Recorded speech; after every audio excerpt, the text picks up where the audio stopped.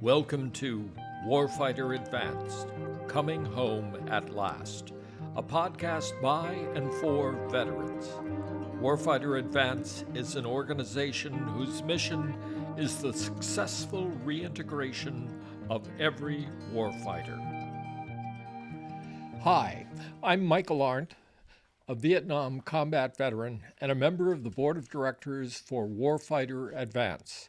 Welcome to another episode of Warfighter Advance podcast, Coming Home at Last. Joining me today is Dayle Alleyne. Welcome, Dayle. Thank you, sir. Dayle, talk about your military experience and your background. Yeah. I joined the Marine Corps in 1985, served as a military police, and got out in 1989. So did a 4-year tour. What brought you to Warfighter Advance, or how did you hear about it? I heard about it from a good fellow Marine friend, Oscar Rodriguez. We've been friends for, we mentioned it today, 33 years now. Wow. We didn't serve together, but we met shortly after we both got out of the service. What made his conversation with you prompt you to come to Warfire? Well, I was going through a really tough time in my life. I lost my wife of 40 years, and I just didn't know how to deal with it. I was spiraling out of control. I was drinking a lot. I was lashing out at my family, all of them, and particularly my daughters who were living with me, or one of them who was living with me at the time. And I knew it wasn't the right way to live. And he suggested that I get some help and come to the camp with him, because he had been here before, and we both came back together. So what happened when you came to that evolution? You know, my wife always had a saying of to be productive.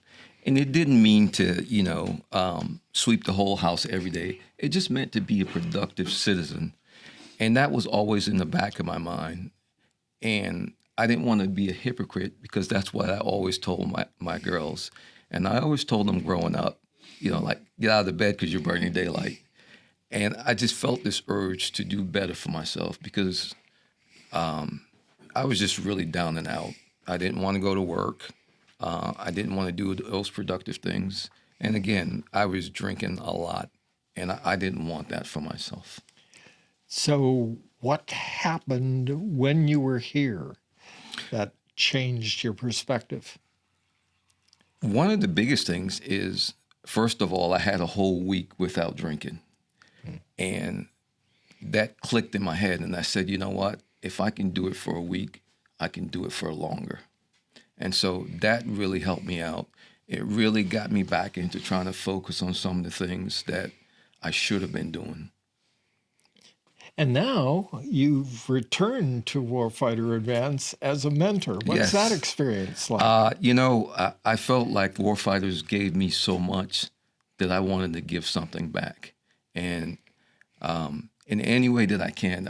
This is my first mentorship, but I've also been back just for the little things, to help set up, to help clean up, whatever I could do, because I really feel like they saved my life. If you were to offer some advice to warfighters out there who may be watching or listening to this podcast, what would you say to them about Warfighter Advance? You don't have to go it alone. There's a lot of people here with similar issues. There's a lot of people here that don't have your same issue. Initially, when I came here, I felt guilty for being here, because I felt like the seat that I was taking should have been for a war fighter who, quote, has PTSD. I didn't have that, but I also felt like I still needed help. My grief was not the same as maybe a traditional combat grief, or a guy who was active duty, who's something in the service, threw him into this spiral. But all are welcome here, and it certainly helped me. And don't feel like it's because it's something that has been recent, or it's not necessarily service related, that this is not the place for you. Well, thank you for sharing your story with us today on this podcast, and thank you for your service to Warfighter Advance. Thank you for having me.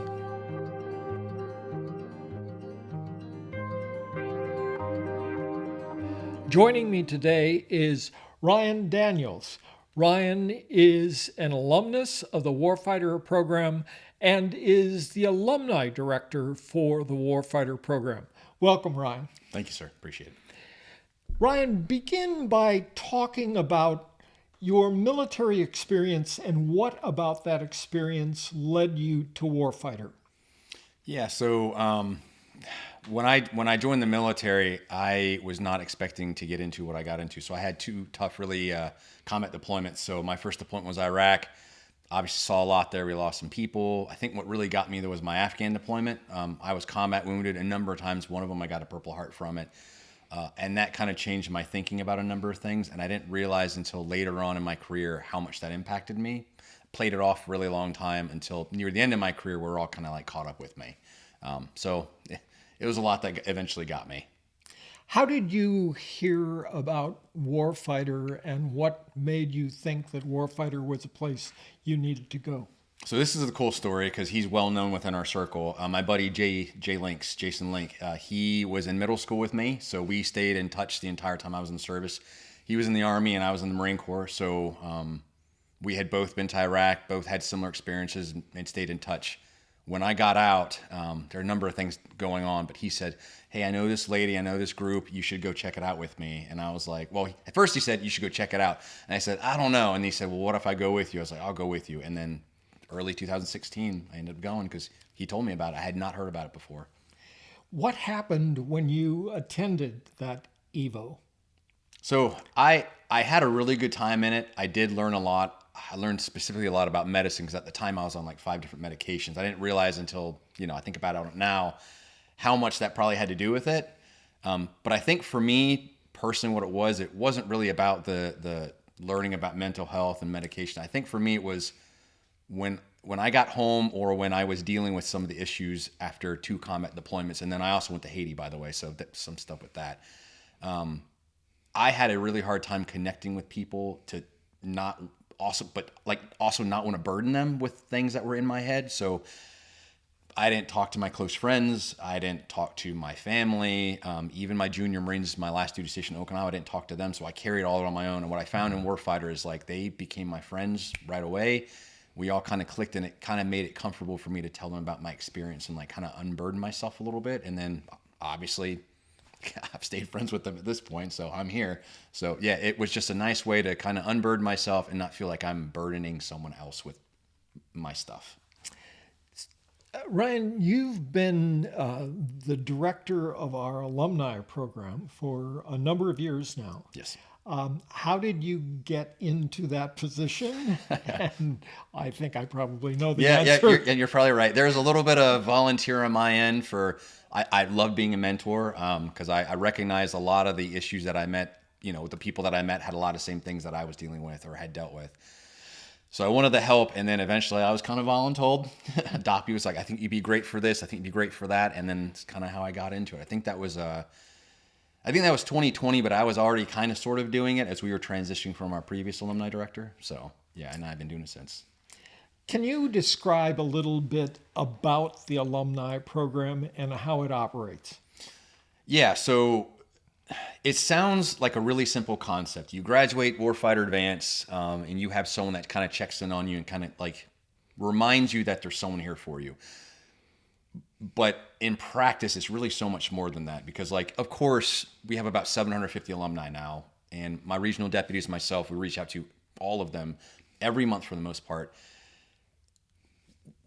They don't sometimes realize when they need help until you call them. So you'll call them or text them or email them and be like, "Hey, man, it's just really nice to hear from you." And then you just catch up because you have a lot of things in common. And then things come up. And then the next thing you know, you're on the phone for an hour talking about, "Oh, I didn't know you were in Iraq at the same time. I dealt with this. Oh, yeah, I saw that too." And it just becomes, it's not more of like a counseling thing or a therapeutic thing. I mean, it is, of course. But there's also a lot of camaraderie, which obviously when you get out of the military, that is lacking. So I think the camaraderie piece of it is the biggest part of it. And I think some of the keeping up with the alumni director role, keeping up with these people, I like to think, in the experience that I've had with doing this for so long, we're kind of getting ahead of before some of these issues happen with some of the people that we've had through. Because it's really easy to work on all these things, but I mean, we all know it. That stuff always comes back. It never goes away. You just kind of deal with it. So I think having those conversations, have someone they know they can trust, gets ahead before they, it catches up with them sometimes again. And you mentioned regional directors. How many of those are there in the country? And oh, you got me there. I don't know how many exactly because we just got another one. I think we technically have 14 regions, but out of those 14, some of them have multiple, like the Maryland, Virginia region. I am also a regional deputy as well as being the alumni director. I'm 9.0. We have 9.1, 2, 3, 4, 5, and 6. So some of them have multiple. So I think we have 24, 25. Don't quote me on that, but it's about that. So, and each of those people outside of myself and one other person, they have a max of 15 people. I have 25 and I have someone that has 17. So Warfighter Advance is not just the 1-week evolution process. It's an ongoing process.